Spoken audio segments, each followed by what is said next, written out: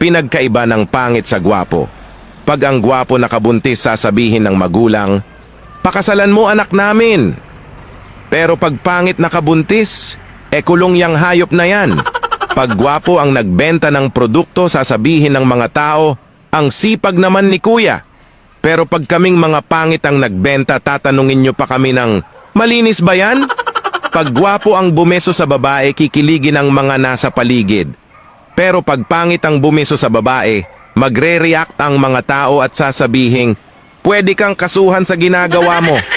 Pag pogi ang nanlilimos sa daan, sasabihin ng mga tao, "OMG, tulungan natin si kuya." Pero pag pangit ang nanlilimos, sasabihin nyo, "Baka ipang rugby mo lang yan ha."